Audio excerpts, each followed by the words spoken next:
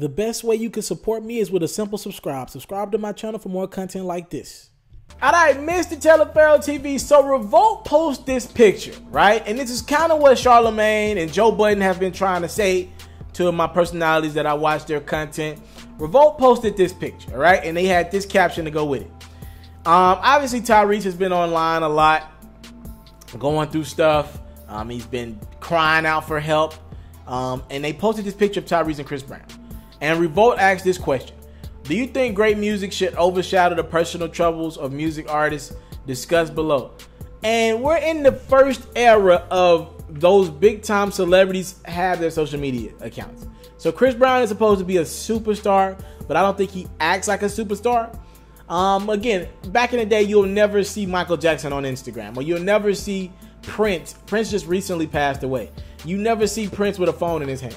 But now the people who are the stars, you'll never see Beyonce or Jay-Z with the phone in their hand. They obviously don't post their own stuff. Now we're seeing guys like Chris Brown. They grew up through social media, right? Chris Brown's still fairly young. He's only like 26, 27. So he's like, yo, I'm not just going to let somebody talk about me when I'm still living to tell my story. Like, yo.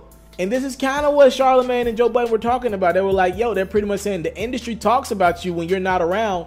And Revolt's got to be part of the industry, right? He's like, nobody has the decency to tell you. Charlemagne was like, nobody has the decency to tell you that everybody thinks you're on drugs to your face. So Chris Brown's like, I'm looking at this picture of Revolt. And why y'all post me and Tyrese problems? Like, why y'all got to post a picture of me and Tyrese? And Chris Brown was like, the fuck y'all use me for? And I just started laughing, man. Because it's clear as day, people think Chris Brown has a problem. It's clear as day. Any interview that he did, nobody has a DC to bring it up. Let's call them all out. Ebro in the morning. Let's call out Funk. He didn't do Funk Flex, excuse me. He did Angie Martinez. He did Nessa. I didn't see any more interviews of his, but neither one of those outlets called him out for drug usage or asked him about it. Nessa kind of played around with it, not really asked him about it. And that's their prerogative. Maybe that's not their thing. I thought Ebro in the morning they should have, because they would probably be the type to talk about it off the record. I'm just saying. Nobody called him out for that. And this is what Charlemagne was saying behind the scenes. Joe was like, look, it's clear. Joe said it's clear as day. Your cheekbones are too high. You on a drug, right? And I'm not in this industry, so I don't know. But they're kind of reiterating what's being said. You got Revolt posting you and Tyrese when Tyrese at his lowest state, which probably means they think you're at one of your low states too.